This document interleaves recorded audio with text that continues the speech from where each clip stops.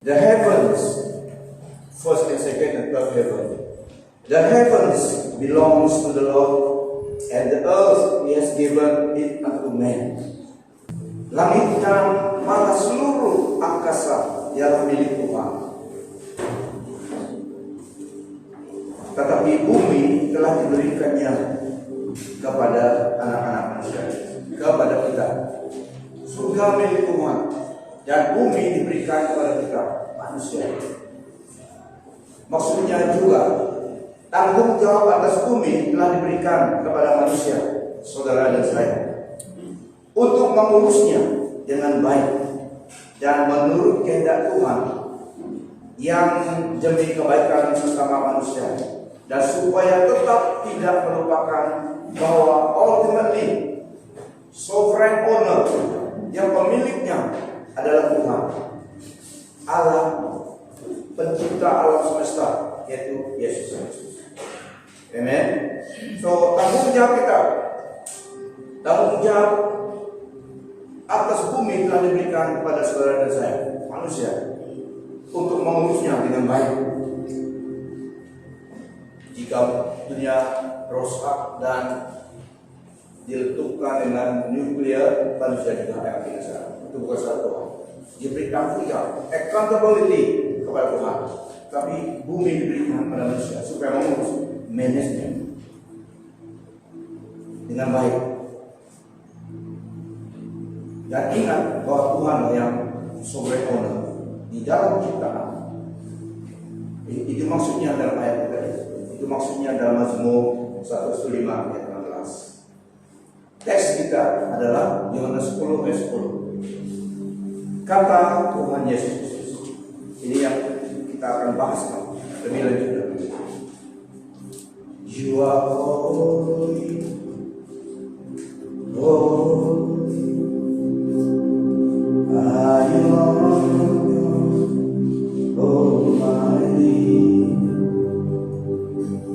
What is the name?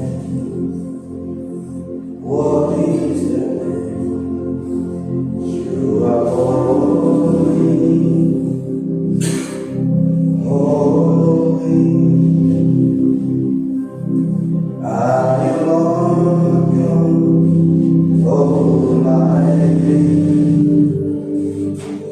What is the name? What is the name? You are holy, holy. I am Lord Almighty. What is the name? What is the name? You are holy, holy. I love you, Almighty. What is the name? What is the name? Mari kita sekali lagi. You are holy, holy. I love Almighty. What is the name? What is the name? You are holy, holy.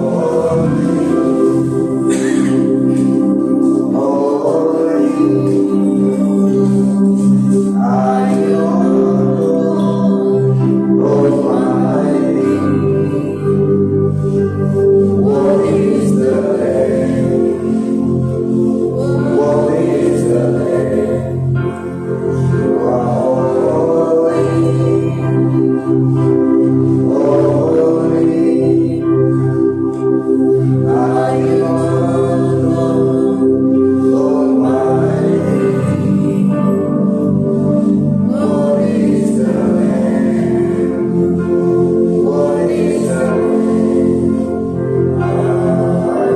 Amin. Silakan dulu. Haleluya. Yohanes 10 ayat 10. Yohanes 10 ayat 10. Kata Tuhan Yesus Kristus. Apa yang Tuhan Yesus Kristus katakan di dalam Yohanes 10 ayat 10. Pencuri datang untuk mencuri, membunuh dan membinasakan. Tetapi aku datang supaya manusia mempunyai hidup, bahkan mempunyai hidup yang berlimpah. limpah. Saya ulangi. Ini kata Tuhan Yesus. I have come that you may have life, and have life more abundantly. The thief come to kill, to steal, to kill, and destroy. But I have come that you may have life, and have life more abundantly. Pencuri datang untuk mencuri, membunuh, membinasakan.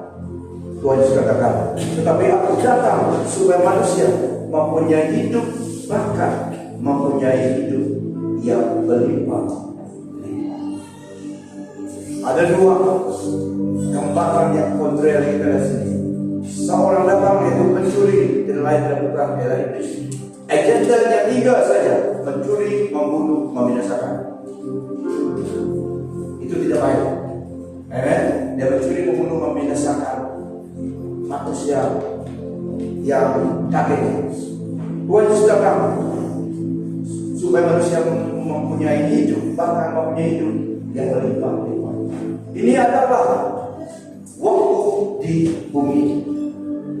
Statement ini adalah untuk kita yang dilakukan oleh iblis di dunia ini, yang dilakukan oleh Tuhan waktu manusia di bumi. Senarionya, episodenya adalah tempatnya ini berlaku di bumi, di mana manusia masih ada, di mana saudara-saudara masih ada. So inilah waktu di dunia ini waktunya, dan stres kepada eternity mulai di dunia ini. Karena iblis tidak mencuri kalau di surga, amen. Tapi disinilah dia melakukan agenda mencuri, membunuh, membinasakan. So Tuhan Yesus juga datang supaya memberi hidup, bahkan hidup dalam berlimpah-limpah, and overflowing kind of life. So kind of life, kata satu tafsiran. Kita lihat ini. Ini adalah waktu di dunia ini. Pencuri tidak lain tidak bukan adalah iblis, termasuk orang yang itu dia. Dalam statement ini adalah address kepada iblis. Dialah yang pencuri, membunuh, membinasakan. Dan pencuri ini, iblis modus operandinya seorang pencuri dalam teks ini. Modus operandi pencuri ini menggunakan manusia,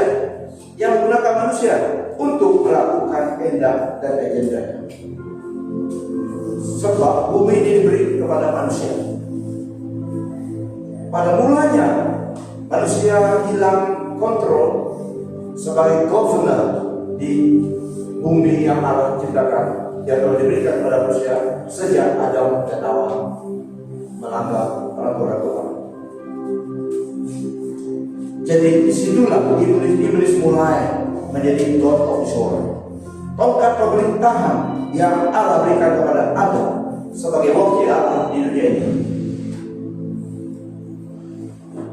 dilepaskan karena manusia lebih ikut iblis, kata iblis daripada perintah Tuhan.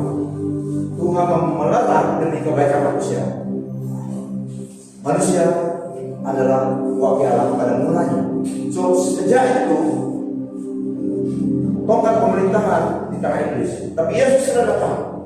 Yesus Kristus sudah datang mengambil alih dan diberikannya kepada tubuh Kristus, orang percaya.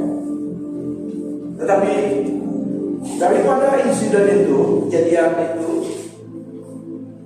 iblis dapat akses kepada rank manusia, kepada kawasan manusia melalui agennya manusia. Iblis adalah makhluk asing, tidak dibenarkan di dunia ini, tapi dia juga curi. Dia dapat akses karena dia dapat melalui manusia lah agennya, melalui manusia digunakan.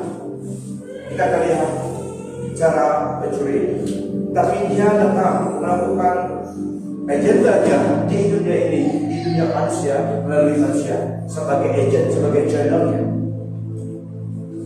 Bumu adalah agenda, Musdoko, bumu, agent iblis. So ini modus operandi. Dia menggunakan manusia melakukan kehendak dan menggunakan mysterious ways, cara yang aneh, yang pelik, dan juga yang dirahasiakan, menggunakan penipuan. Ini cara iblis. Kalau penipuan cara iblis, manipulasi, paksaan, kekerasan, kekejaman, dan tanpa belas kasihan. Itu adalah cara iblis. Tapi dia menggunakan manusia sebagai wakil, sebagai agent. Dulu juga di dunia ini ada gereja setan. Nama gereja tapi gereja setan. Worship of iblis. Ada di dunia ini. Di dunia ini juga ada.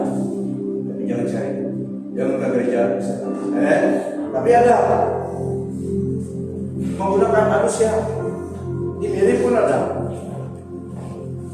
Tapi begitu sejalan tidak dapat bergerak karena gereja Tuhan. Tapi ada tempat yang gereja the Church of Satan ada. So iblis menggunakan manusia. Pencuri, pembunuh, pembinasa ini apa yang dia curi, apa yang dia rampas dari manusia. Kita lihat targetnya.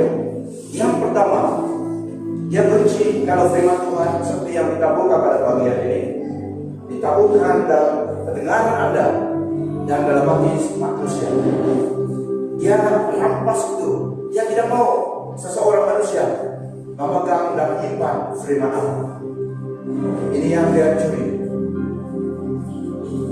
Dia tidak mau saudara dan saudari seseorang menerima firman yang ditaburkan, yang diberitakan kepada dia. Apalagi kalau dia ciptanya dalam hati dan pergi. Dia tidak mau ini.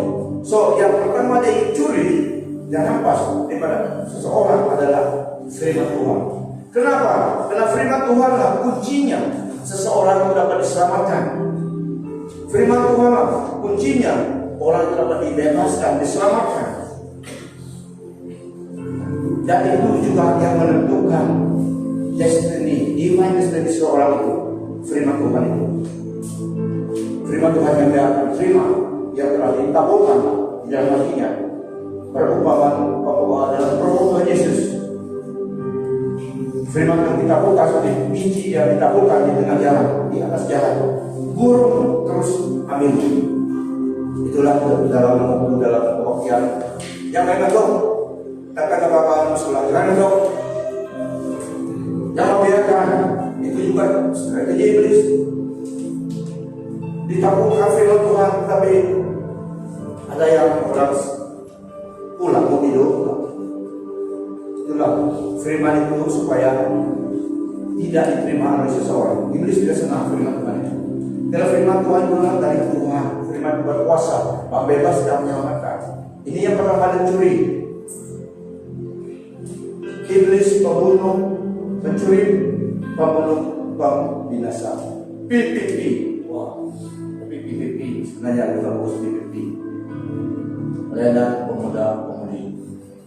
Tapi iblis juga bilang PPP. Curi, pembunuh, perusak, pembinasa.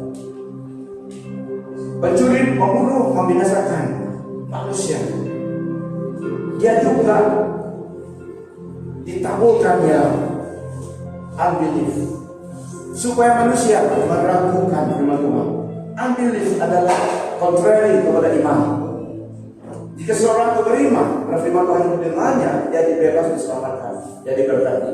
Tetapi jika dia dengar itu saja terus dirampas, unbelief, iblis tabur unbelief supaya meragukan keraguan dalam hati manusia terhadap integriti firman Tuhan. Ini yang dia usahakan.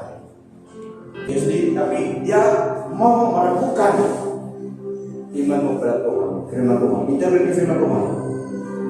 Ini yang dia mencuri. Dan juga setelah itu dia juga memastikan tidak ada zeal lagi akan firman Tuhan, akan perkara rohani. Hilang. You love the zeal for God, for the things of God. Semangat yang membara itu mulai pudar. Ini yang dia mau. diminishing, memadamkan api semangat kerinduan akan Tuhan, akan firman Tuhan dalam hati manusia. Dalam keadaan rohani akan Tuhan. Ini yang ada tadi, memastikan seorang itu tidak benar-benar percaya Tuhan. Dia mencuri kerinduan, keinginan, melakukan hati manusia, memadamkan semangat, tidak ada selera akan firman Tuhan dan perkara rohani Tuhan. Dan dia promote produknya yaitu produk duniawi daripada dia juga pernah display produknya kepada Tuhan Yesus juga digoda oleh manusia. Dan sekali maka dia memamerkan dunia dan kemewahan dunia kepada Tuhan Yesus. All this I will give unto you. Semuanya ini akan kuberikan padamu jika engkau menyembah iblis. Maksudnya kalau seseorang menyembah iblis, ultimately dia juga masih bos, the big guy. Itu yang mau, tapi Tuhan Yesus tidak akan tahu. Jadi Tuhan Yesus pun dia pamerkan iblis display, promote produknya, dunia dan kemewahannya. Tapi Tuhan Yesus usir dia, apalagi manusia. So dia gantikan produknya. Produk iblis adalah kenikmatan dunia, keseronokan, kedagingan, sensuality dalam ciptaan. Ini yang dia berikan. Ada satu cerita, ini cerita untuk ilustrasinya. Tapi benar tidak benar tidak tahu. Tapi ini cerita memberi pelajaran. Ada seorang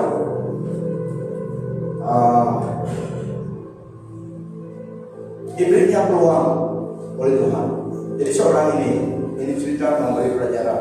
Benar tidak benar, tapi ini cerita beri pelajaran saja. Seorang ini diberikan peluang. Pertama, supaya dia buat keputusan sama ada ikut Tuhan atau kehendaknya itu dia. Pada suatu ketika, pertama diberinya satu peluang, dia melawan satu tempat, surga dan neraka. Ini dia pilih antara surga dan neraka. Jadi dia mau tahu yang mana dulu, dia pilih buat pilihan. Tapi sebelum itu dia dibawa lawatan, inspection tempat itu. Sama ada mau surga atau neraka. Saya mau lihat dulu. Oke, kata mereka ini. Setelah saya melihat dua tempat itu, baru saya keputusan. Deal, kami kata. Ya, hari pertama mereka dibawa dan masuk ke pintu neraka. Masuk ke pintu neraka, buka pintu neraka, masuk dan tengok orang main golf. Isu orang main golf. Why? Mana orang main golf ini? Dibawa lagi ke tempat. Oke. You are always on my mind. Bagus ke depan ini. Orang minum. Sabotah. Dan lihat, BBQ. Enggak. Masuk apa lagi? Tengok orang berenang. Orang berenang kayak ini. Luas ke tempat, di bawah semua pamerkan. Buat itu sampai petang balik melihat dari jumpa mereka itu. Sudah kamu lihat? Sudah lihat? Sudah melihat. So besok giliran kamu melihat surga. Oke, hari ketiga dia harus buat keputusan. The next day, second day dibeli mereka dibawa. Oke, hari ini kamu melewati surga. Buka itu surga, masuk ke timur.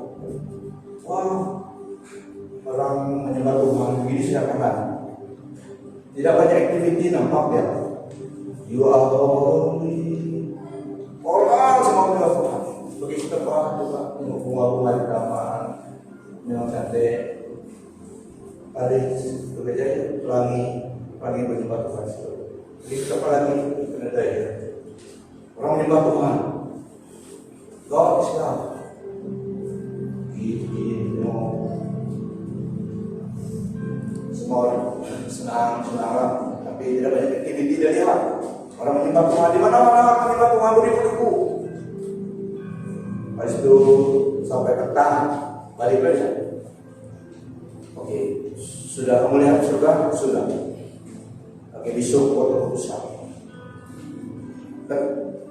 The third day, mari ke depan dia. Jadi bagaimana? Dua itu di depan dia. Bagaimana keputusan kamu? Kalau sudah keputusan tidak dapat berubah, ya tidak dapat berubah. Final sudah.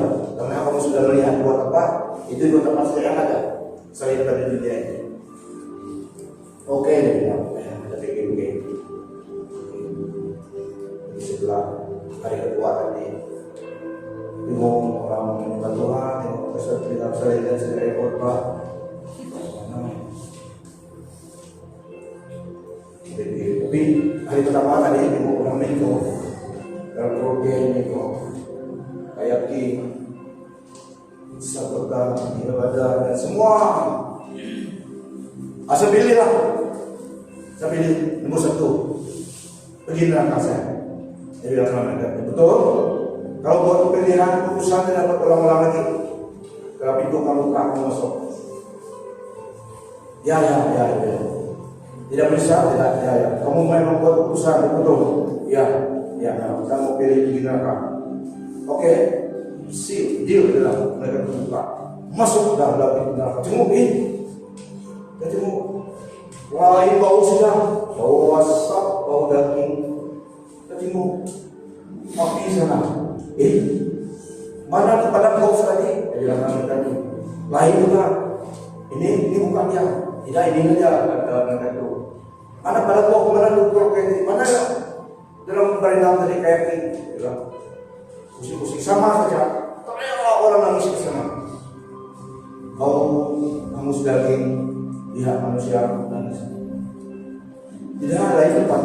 Dia ini mereka bilang masuk di pintu neraka, dia neraka. Tapi kemarin lain. Kemarin ada orang nyanyi, ada orang karaoke, ada barbecue, ada main golf. Oh, benar. Iblis sekarang ini. Itu publicity saja. Itu publicity saja. Supaya manusia suka. Ini dia sebenarnya. Yang kemarin itu kamu datang itu publicity saja tidak benar. Menyesal ya. Tidak mau mendapat sudah keputusan. Itu cerita yang membawa Raja Lama. Tapi manusia kadang-kadang punya itu. Jadi iblis menipu. Kalau manusia tahu memang penghitung itu dia begitu memang tidak mau. Jadi iblis buat publicity, buat media yang tidak benar. Oke, jadi inilah produk yang dipamerkan oleh iblis. Sensuality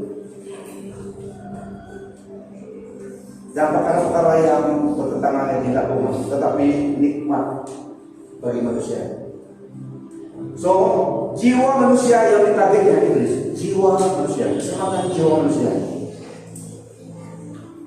yang targetnya iblis. Dia usaha menyesatkan manusia agar jatuh ke dalam dosa dan terpisah daripada Tuhan. Dia tidak terlalu kisah seorang itu punya dunia ini, asalkan jiwanya hilang.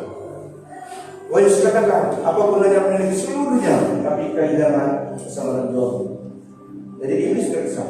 Itulah banyak orang Islam, mereka menggadaikan jiwa mereka supaya populer. They sold the soul to the devil. Jadi mereka mendapatkan kekayaan, kemewahan, popularity. Tapi sampai masanya iblis tutup balik. Pede dia dapat. Dia ambil apa yang telah diserahkan digadaikan. So tidak kisah. Yang penting kehilangan keselamatan jiwa orang itu. So jiwa manusia. Dan seterusnya dia yang dicuri adalah kedamaian. Kedamaian dan kesatuan dalam Tuhan. Kedamaian dalam hati dan kesatuan antara manusia. Itulah perang di dunia ini. Jadi suka aja. Suka aja kalau menghancurkan hidup manusia, sesama manusia. Rusia menyerang Ukraine, jadi senang ya. Sesama manusia kalau udah kacau kalau ini yang suka. Karena dia penjahat, lebih jahat daripada selesai. Diskon antara family, pepecahan, wickedness, semua yang jahat. Premature death, kutukan, penyakit, kutukan. Ini merusakkan kehidupan manusia. Ini yang rusak. Karena dia pencuri, pembunuh, pembinasa. PPP.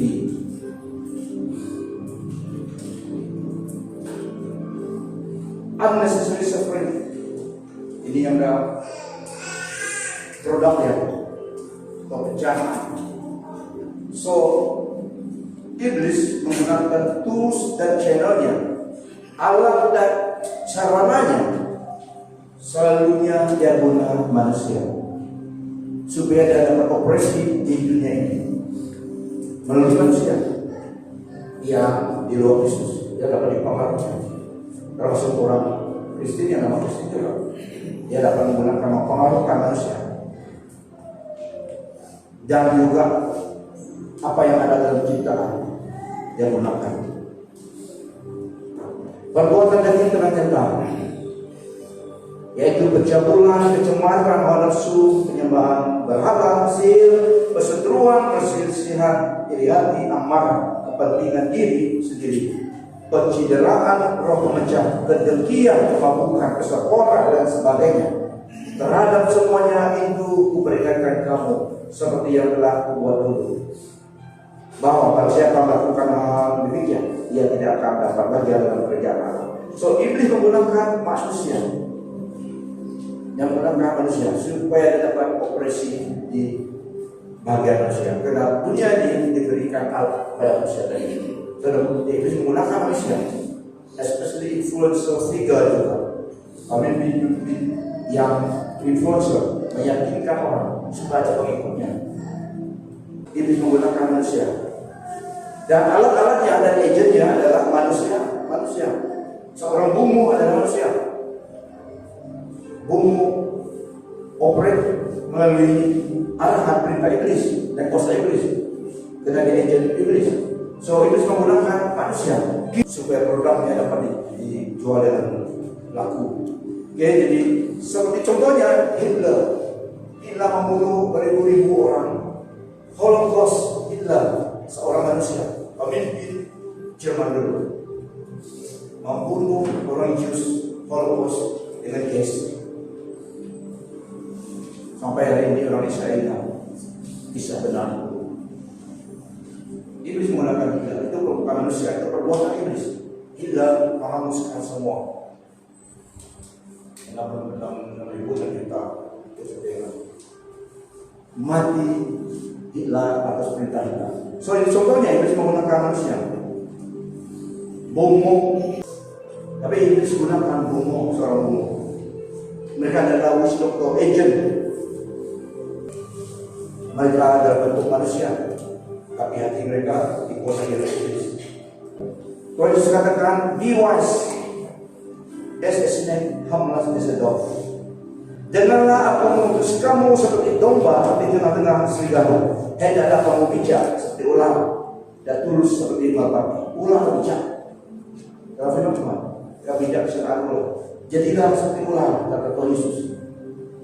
Tapi jangan menjadi ular. Jadilah seperti ular, bijak seperti ular. So, iblis menggunakan manusia. Berhati-hatilah, berdiri teguh dalam iman, senantiasa berani dan gigih, berjaga-jaga, berdirilah dengan teguh dalam iman, bersikap sebagai laki-laki dan tetap kuat. Be on your guard, stand firm in the faith, be courageous, be strong. Iblis menggunakan manusia, so jaga hati dan pikiran kita. Iblis menggunakan sesuatu itu, sesuatu yang deviant attention kita, dia berdoa. Iblis menggunakan itu. Yang kedua dalam kata-kata Tuhan Yesus, hidup yang melimpah.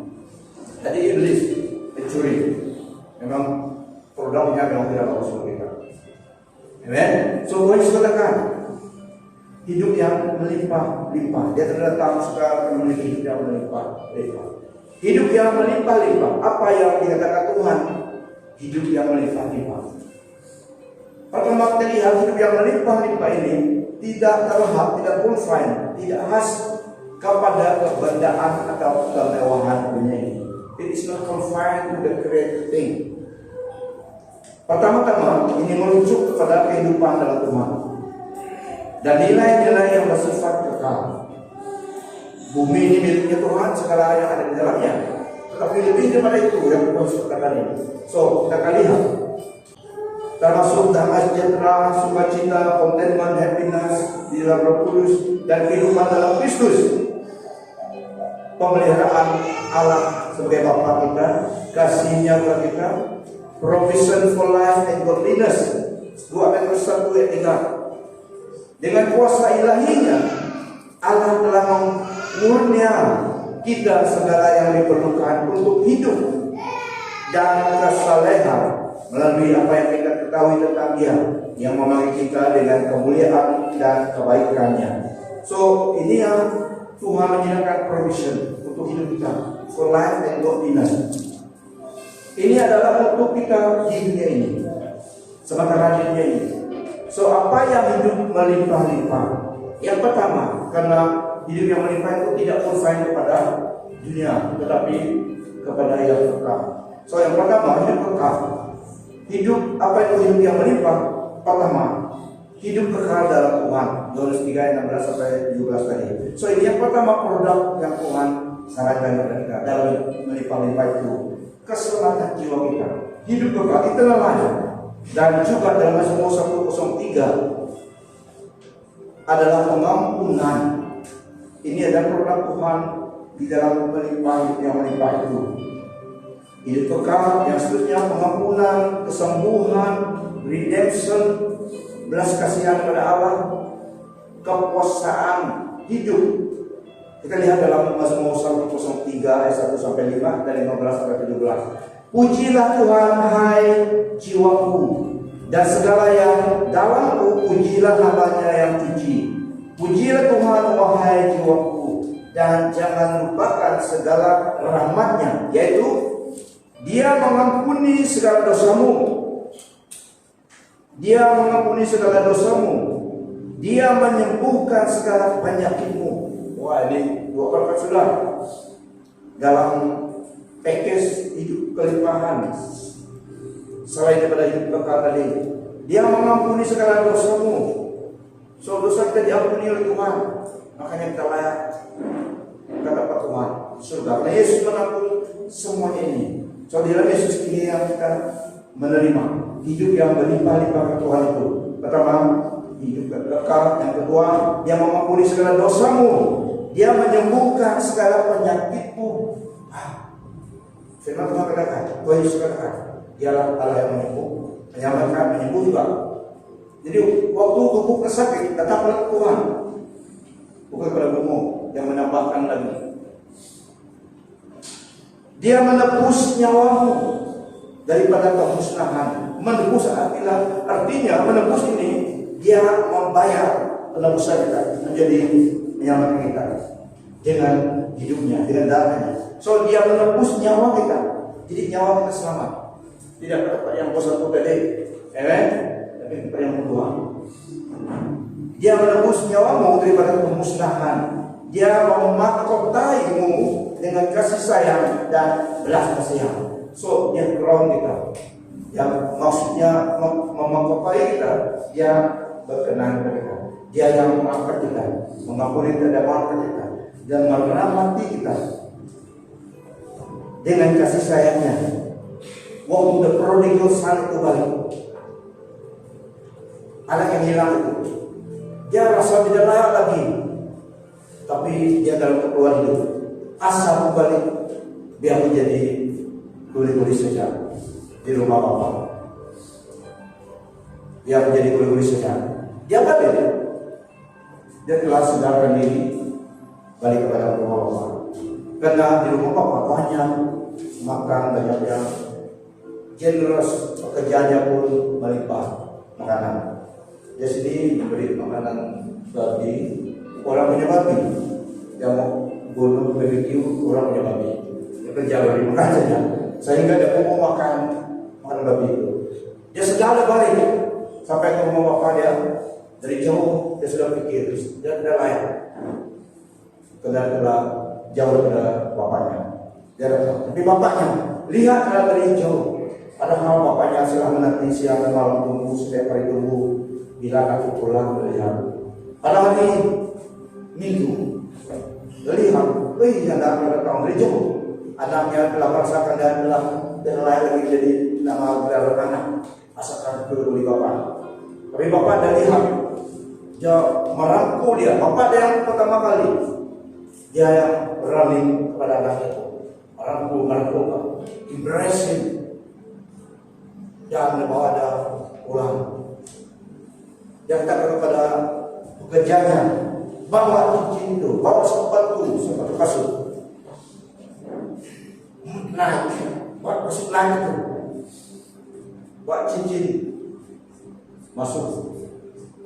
Bapak ambil, salurkan cincin ke jari anaknya, tukar pakaian, tukar semua, dirubah anaknya, uniformnya yang dari bulu-bulu tadi dirubah, diberi pakaian baru sampai dari atas jilbab spray karena bau di atas spray.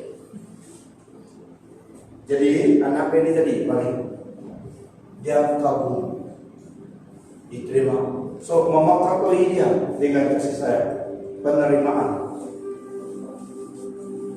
Itulah seorang yang bertobat, lebih setia kepada Tuhan daripada orang yang religious itu. Orang Farisi, orang religious, tapi tidak kenal Yesus. Orang Saduki, orang Farisi, keagamaan religious, tapi tidak mengenal Tuhan.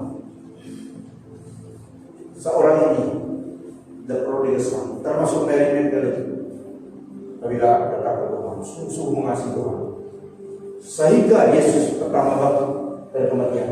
Appear to Mary Magdalene, seorang dalam masyarakat yang dihina dulu, tapi dia telah kenal Tuhan. Itulah pertobatan untuk diterima oleh Tuhan. Dan dimanfaatkan dengan kasih sayang dan belas kasihan. Dia memuaskan hasratmu. Dia memuaskan hasratmu dengan yang baik, supaya usia mudamu dibaharui seperti burung raja wali. Wow, saya kita. Jadi saya sopahan diberi. Saya rasa seperti burung muda dari burung raja wali. Kalau kamu sudah 55, tapi kesegaran di hati, hasratmu, Tuhan memenuhi hati kita dengan sukacitanya. So di sini adalah hasratmu dengan baik. Sesuatu yang kita perlu dalam hidup kita di dunia ini. Dia memuaskan hasratmu. Semua kita ada hasratmu memiliki satu kereta baru, rumah, hasratmu kawin. Itu hasrat seseorang, semua orang dasar, tapi Tuhan memenuhinya hasrat itu. Jadi saya suka Yohan, amen.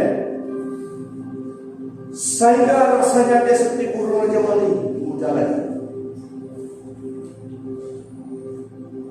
Hidup manusia seperti rumput, seperti bunga di padang, begitulah dia berkembang. Angin meniupnya, maka dia lagi dan tempatnya dahulu tidak mengingatinya. Tetapi kasih Tuhan dari selama-lamanya sampai selama-lamanya bagi mereka yang takut kepadanya, dan pembenarannya sampai anak cucu. Wah, mereka Tuhan bukan kepada kita saja, tapi kepada anak kita, kepada cucu kita.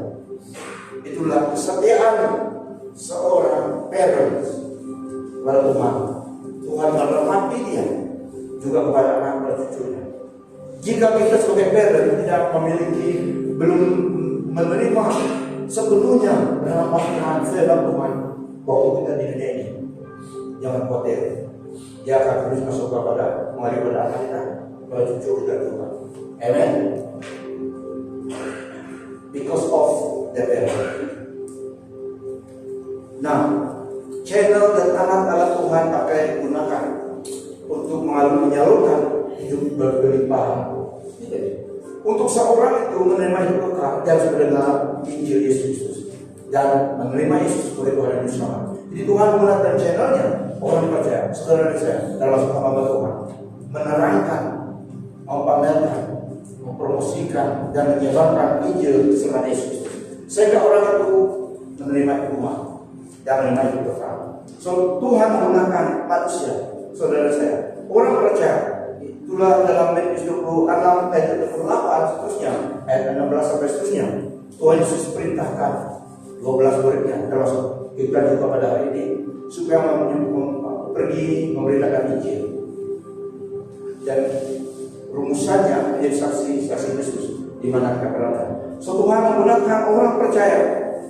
Dia juga menggunakan seorang gila. Sehingga Tuhan Yesus dapat menggunakan orang gila itu tidak menggunakan saudara dan saya. Dia menggunakan orang gila setelah dia bertobat, setelah dia dibebaskan oleh Tuhan. Kalau banyak orang tidak makan babi, tapi kita mau makan babi. Tahu kisah itu? 2000 babi terjun ke sungai. Bisnis tutup dan jualan, marah orang itu. Seorang ini dipakai oleh Tuhan setelah dibebaskan, tidak pakai baju semuanya. Orang tidak dapat melintasi jalan itu. Dia dekat satu tempat. Baju jumpa dia dibebaskan. Roh jahat yang ada dalamnya minta supaya Tuhan perintah mereka pergi ke dalam babi. Babi jadi bangsa. Pergilah kata Yesus. Semua babi itu tadi masuk sungai. Kenapa mereka mau lemas itu? Roh-roh itu adalah territorial spirit. Roh-roh yang mendiami tempat itu. Mereka tidak mau ke tempat lain. Mereka telah kalah. Jadi kalau mereka jumpa iblis, pasti iblis marah. Jadi iblislah mereka masih di kawasan itu, termasuk terpaksa masuk dalam babi, hingga babi mati cuma itu. Itu tempat itu. Karena iblis, roh jahat, menggunakan manusia, menggunakan sesuatu dan juga dibagi yang lain ulang supaya melakukan pekerjaannya. Manifestasi karena roh tidak dapat nampak. Roh adalah seperti angin. So supaya dia dapat melakukan agendanya, harus dia masuk sesuatu yang benda yang solid. Seperti manusia, anjing, dan yang lain juga. Termasuk kayu. Ada pokok-pokok kan? Banyak orang yang di sana tempat yang gelap menyembah pokok kayu. Kenapa? Bukan sebenarnya bukan pokok yang menyembah. Ada roh yang tidur di atas pokok, di dalam pokok itu. Ada gitu. Karena manusia menyembah pokok, sebenarnya mereka menyembah itu. Jadi orang gila dapat Tuhan pakai setelah ada dipulihkan. Yang mengikut Tuhan, tapi Tuhan katakan baliklah kepada bawah. Karena waktu dia dirasuk berapa lama di situ, dia telah terpisah dari keluarganya. Jadi yang dia perlu, Tuhan tahu keperluan dia adalah bukan menjadi penginjil, tapi keperluan dia adalah balik kepada rumah dengan family-nya. Dia sudah kawin, dia tahu tapi dia ada keluarga. Terus katakan go back to your family. Jadi ini yang diperlukan. Tapi waktu dia pulang kepada keluarganya di sekitar kota itu, dia juga memberitakan Injil, memberitahu kepada orang, saya adalah yang telah dibebaskan Tuhan Yesus. Dia adalah anak-anak. So dia merasa resmi, tapi dia ikut Tuhan dalam penginjilan. Dia balik kepada keluarganya, dan di kawasan itu ada peluang kesempatan dan menjadi saksi Kristus. So, orang gila yang perlu dipuji Tuhan. Apalagi kita yang baru-baru sini, amin. Dan Tuhan juga guna manusia umat tebusannya, tubuh Kristus, saudara saya. 1 Petrus 2 ayat 9. Tetapi kamulah bangsa yang terpilih, imam yang rajani, bangsa yang kudus, umat kepunyaan Allah sendiri, supaya kamu memberitakan perbuatan-perbuatan yang besar dari Dia yang telah memanggil kamu keluar dari kegelapan kepada terang yang ajaib. Kita, Tuhan gunakan kita menjadi garam dan terang. Tuhan gunakan kita. Makanya saya selalu korban dan seri, semua kita dapat dan harus melayani Tuhan. Tuhan beri kita peluang kesempatan dalam hidup kita, melayani Tuhan dengan hidup kita, dengan apa yang kita lakukan. Bukan di member saja. Ini di member adalah untuk mengajar, dan bukan di sini saja pelayanan Tuhan. Di marketplace industri, di offshore, di tempat kamu bekerja, di sekolah, dan di mana-mana. Kita dapat melayani Tuhan. Itu masih saya dulu, saya di bagian, saya pikir situlah saya melayani Tuhan. So, Tuhan menggunakan kita, memberi kita peluang kesempatan menjadi saksi Tuhan, dapat melayani Tuhan dengan hidup kita. Saya katakan kalau cukup buah sawit, ingat kepada Tuhan. Ada banyak orang dulu ada buah sawit kan. Habis buah sawit, ingat juga kepada Tuhan. Apa yang kita lakukan, Tuhan beri kita peluang kesempatan dari Dia dengan hidup kita. Ada yang cikgu, ada yang polis perlu juga. Ada yang lawyer, ada yang mekanik, businessman, businesswoman, apapun profesi kita, semua kita setelah menerima Tuhan, kita melayani Tuhan. Siapa melayani Tuhan, juga cara melayani Tuhan. Tak semestinya apa ada di mana-mana. Seperti dalam ayatnya tadi, semua kita dipakai Tuhan. Semua kita harus melihat kepada hidup kita. So, Tuhan menggunakan kita. Jadi hidup yang berkelindahan tadi, ini produk-produk rohani yang kita pamerkan. Selain pada hidup yang kekal, yang top line blessing adalah hidup yang kekal, keselamatan jiwa seorang itu. Dan seterusnya, damai surga ataupun damai Kristus, pengampunan dan penebusan dosa, berdamai dengan Allah melalui Yesus Kristus, masa depan yang ada harapan.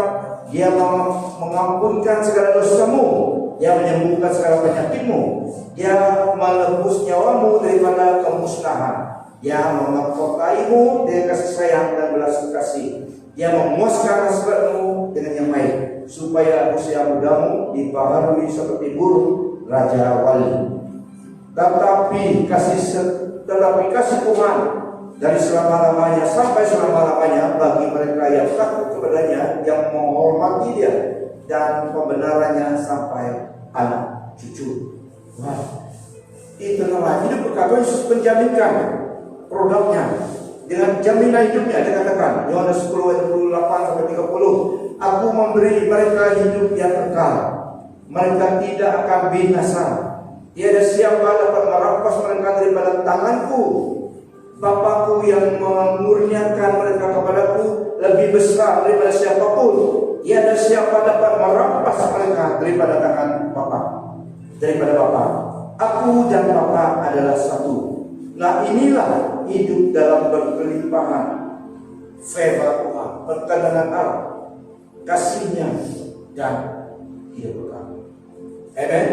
Beri doa kepada Tuhan. Mari kita